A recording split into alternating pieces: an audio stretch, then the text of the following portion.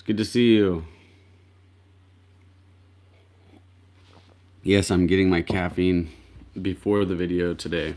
All right, welcome back. If you're new to the channel, this is the Snowball Bible reading plan. We're working our way through the Bible from the smallest books all the way to the longest books. Right now we are on part 31 in the book of Ezra. And we're going to be reading Ezra in two parts. Today we'll go chapter 1 through 5, and then tomorrow we'll do chapter 6 through 10. We're doing these live Bible readings every morning until we finish the whole Bible. So we've got another, 85 books or 84 books or somewhere around there to go. Good morning, Mary. Shalom, good morning. Okay, if you're following along in your own Bible, it's going to be on page 819 in the scriptures. I'm reading out of the scriptures. And so, yeah, let's go ahead and jump right in, shall we? Ezra chapter 1. And in the first year of Koresh, sovereign of Persia, that the word of Yahweh by the mouth of Jeremiah might be accomplished, Yahweh stirred up the spirit of Koresh, sovereign of Persia, to proclaim throughout all his reign, and also in writing, saying, Thus said Koresh, sovereign of Persia, Yahweh Elohim of the heavens has given me all the reins of the earth, and he has commanded me to build him a house in Jerusalem, which is in Yehuda.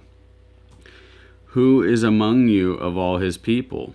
His Elohim be with him, and let him go up to Jerusalem, which is in Yehuda, and build the house of Yahweh, Elohim of Israel. He is Elohim, which is in Jerusalem.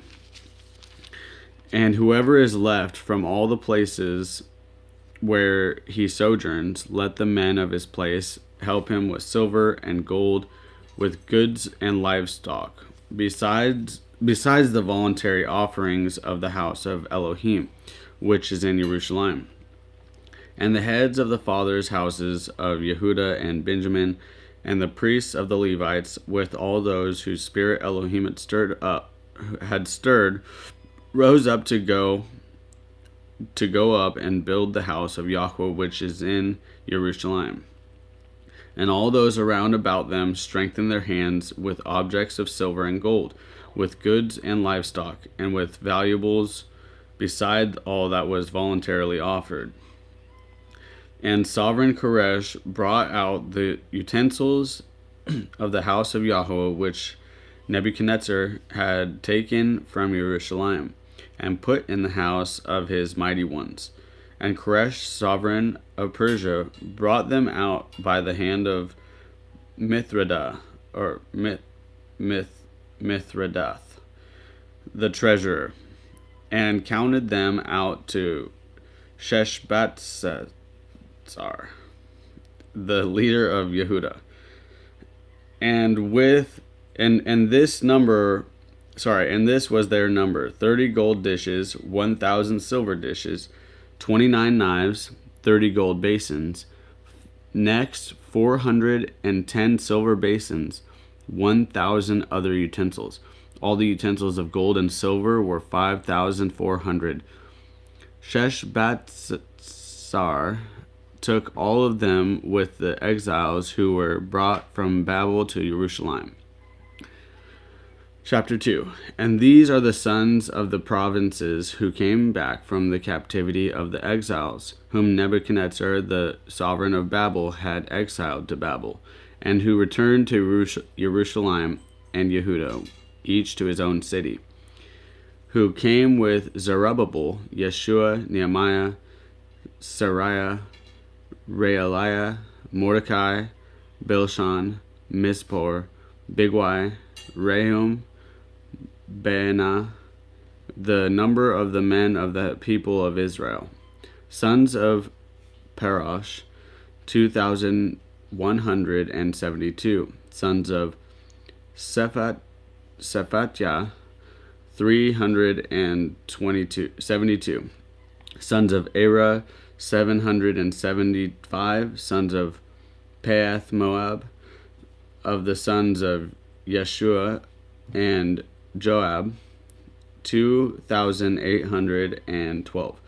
Sons of Elam, 1,254. Sons of Zatu, 945. Sons of Zakkai, 760. Sons of Bani, 642. Sons of Bebai, 623. Sons of Azgad, 1,272. Sons of Adonikam, 666. Sons of Bigwai, 2,056. Sons of Adin, 454.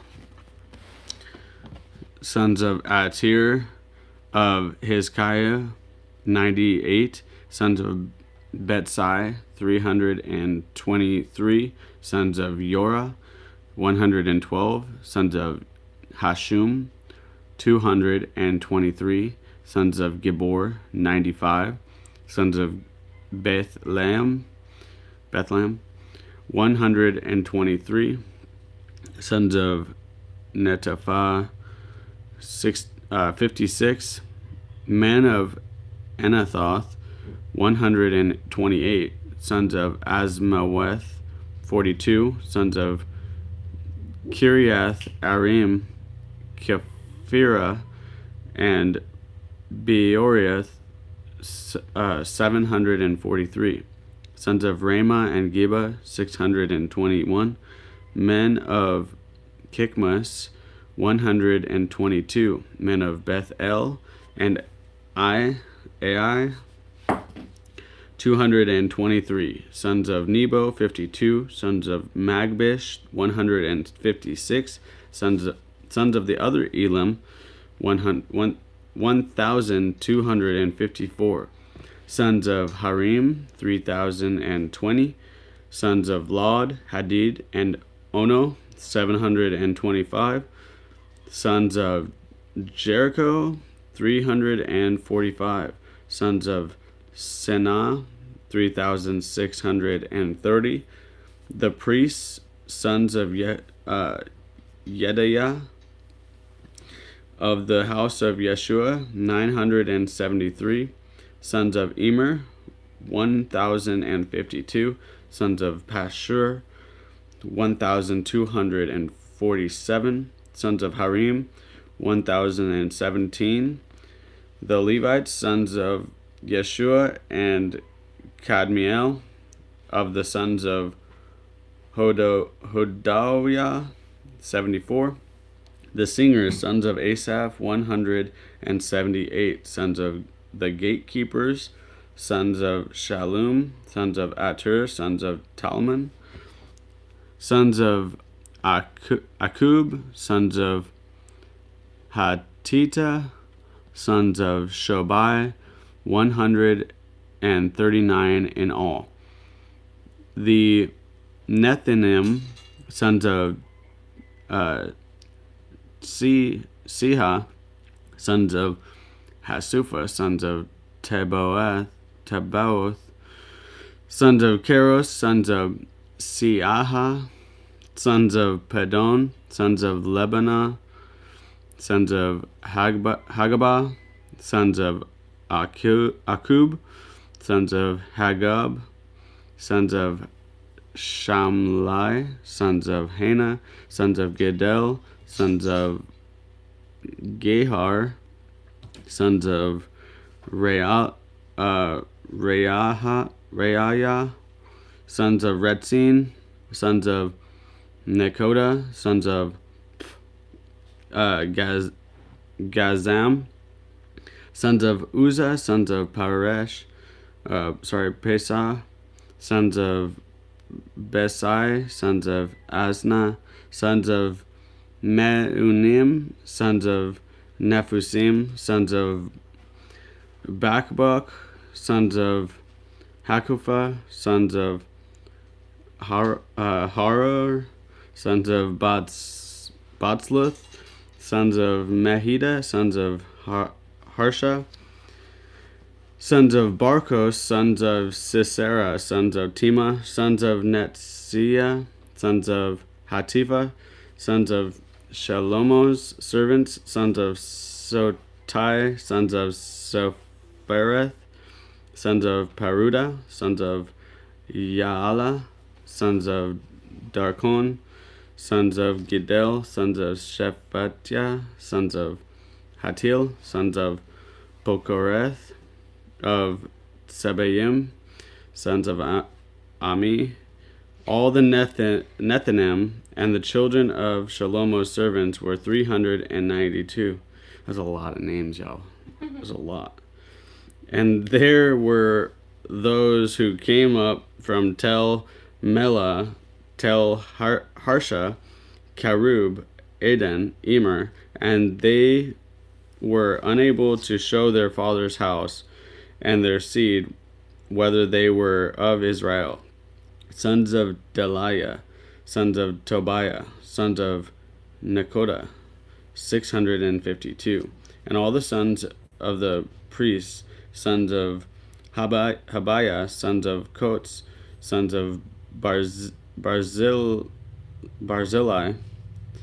who took a wife of the daughters of Barzillai the Gileadite, and was called by their name. These sought their register among those who were counted by genealogy, but they were not found. So they were barred from the priesthood as defiled. And the governor said to them that they should not eat of the most set-apart gifts until there stood up a priest with the Urim and Thummim. The entire assembly was 42,360. Beside their male and female servants, there were 7,337. They also had 200 men and women singers. Their horses were 736, their mules 245, their camels 435, donkeys 6,720, and some of the heads of the fathers' houses, when they came to the house of Yahweh which is in Jerusalem, offered voluntarily for the house of Elohim to establish it in its place. They gave according to their ability to the treasury for the work 61,000 gold derricks and 5,000 minas of silver and 100 priestly garments.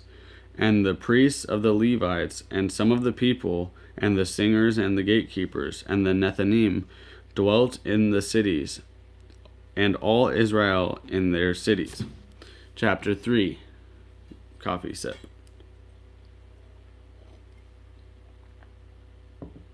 Alright, so that was like a registry, right? Or not a registry, but like a, what do you call it? When... Roster? No, like Joseph and Mary, they went back to... Yeah, because they were having a... What do they call that? What do they call that? When everybody gives their date... they did that before we moved from Oregon, remember? Yeah, anyways. Yeah.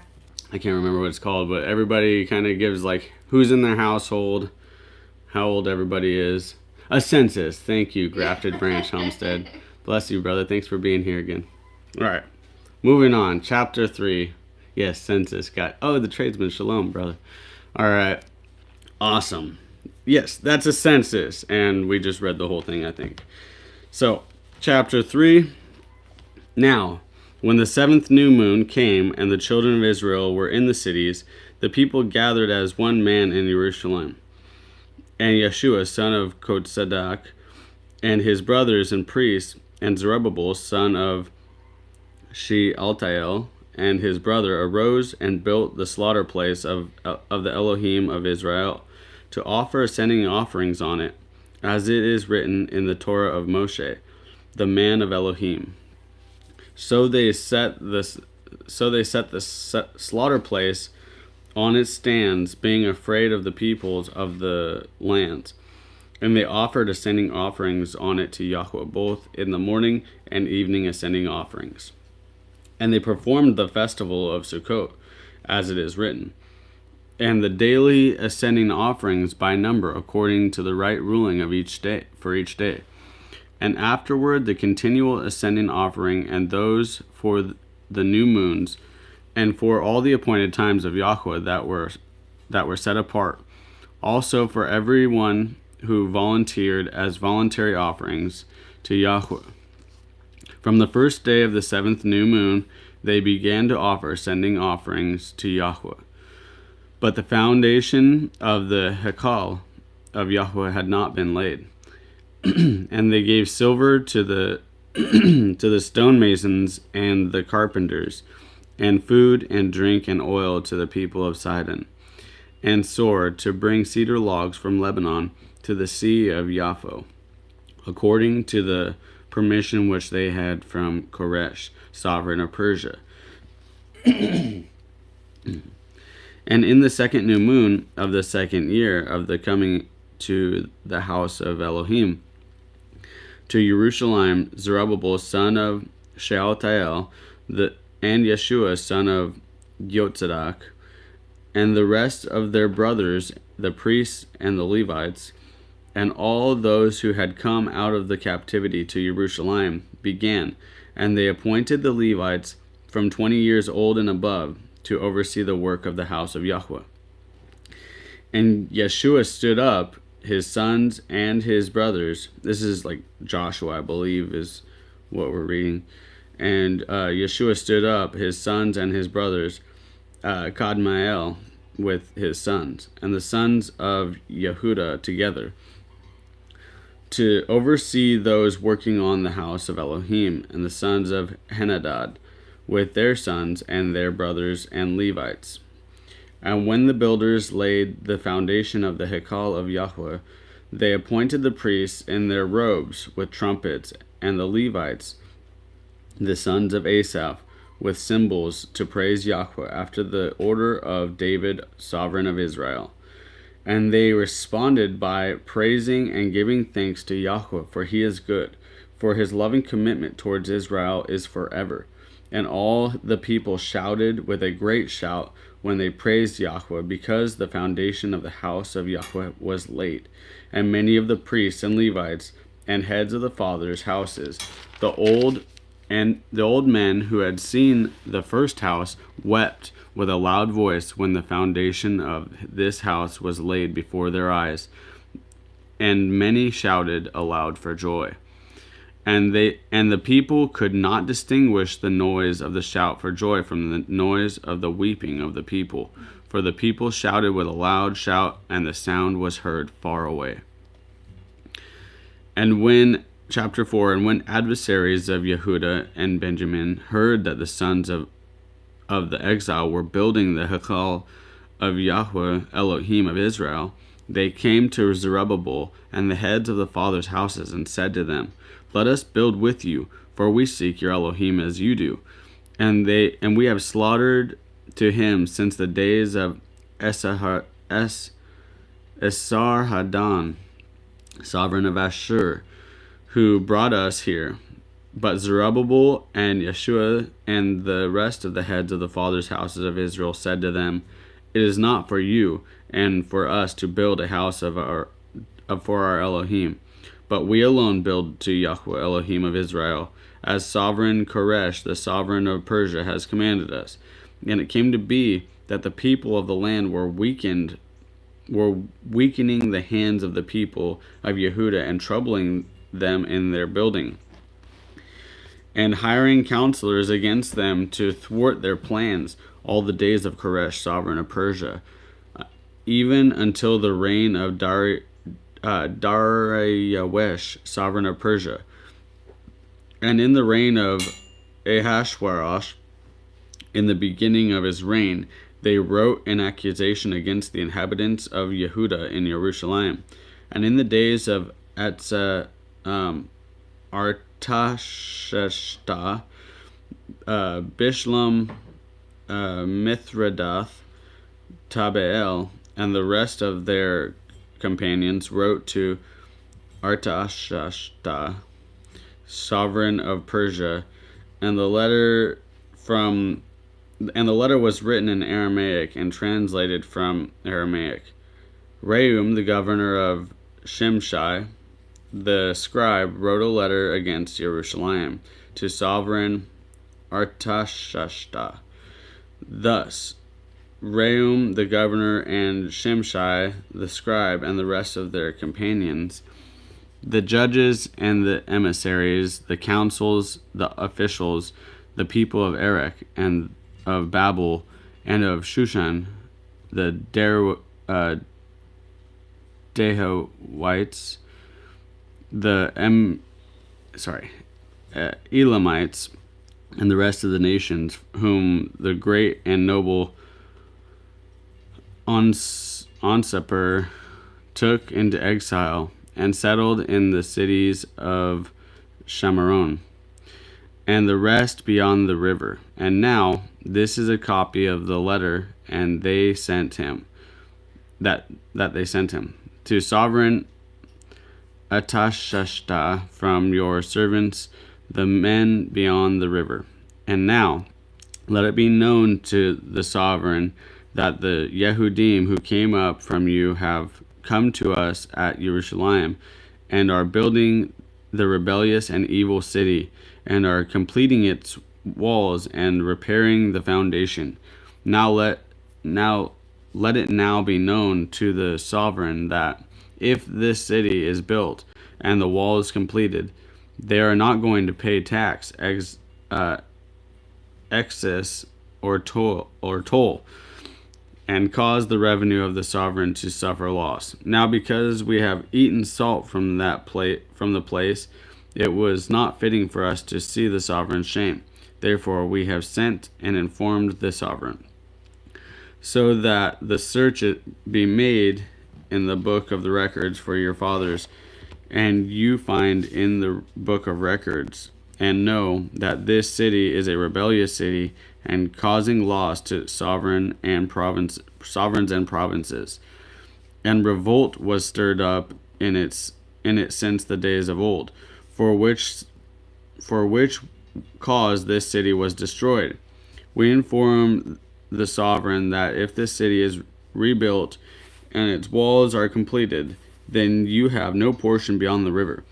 The sovereign sent a message to Rehum the governor and Shimshai the scribe, and the rest of the companions who dwelt in Shamaron, and the rest beyond the river, peace. And now the letter you sent to us has been plainly read before me, and I made the decree, and a search has been made.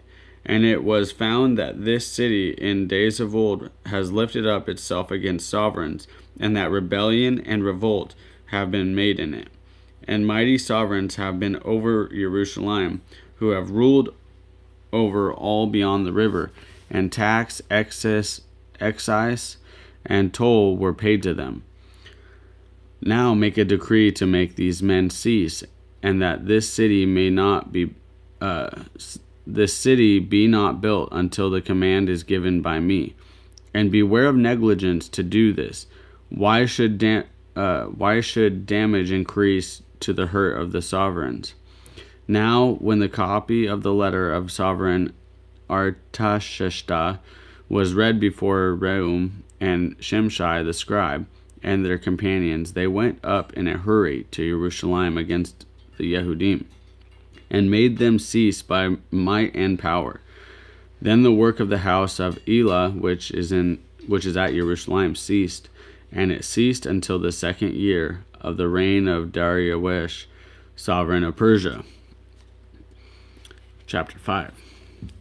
Then the prophets, Haggai, the prophet of Zechariah, son of Iddo, prophesied to the Yehudim who were in Yehuda and Jerusalem, in the name of the Elah of Israel upon them. Then Zerubbabel, son of Shealtiel, and Yeshua, son of Yotzadok, rose up and began to build the house of Elah, which is in Jerusalem. And the prophets of Elah were with them, helping them. At that time, Tattenai, the governor beyond the river, and Shethar-Bozenai, and their companions came to them and said this to them: "Who has made you a decree to build this house and to complete this wall?" Then we told them what the names were of the men who were building this building. And the eye of their Elah was upon the elders of the Yehudim, so that they could not make them cease until the matter went to Darius. And when they sent back a letter concerning this is a copy of the letter that Tattenai, governor beyond the river, had sent.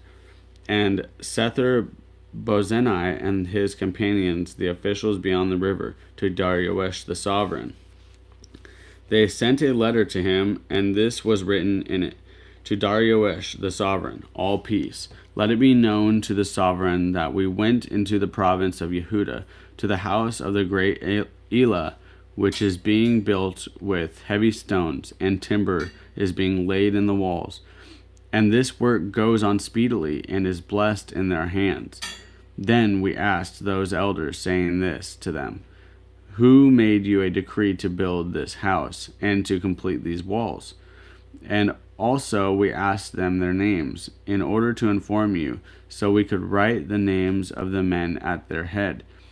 And this is the answer they gave us, saying: "We are the servants of the Elah of heaven, of the Elah of heaven and earth, and we are rebuilding this house that was built many years ago, which a great sovereign of Israel built and completed.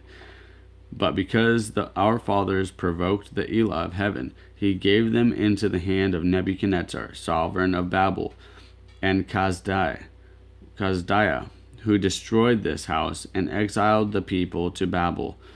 But in the first year of Koresh, sovereign of Babel, Koresh the sovereign made the decree to build this house of Elah. And also the gold and silver utensils of the house of Elah, which Nebuchadnezzar had taken from the Hekal that was in Jerusalem, and brought it to the Hekal of Babel. Those sovereign Koresh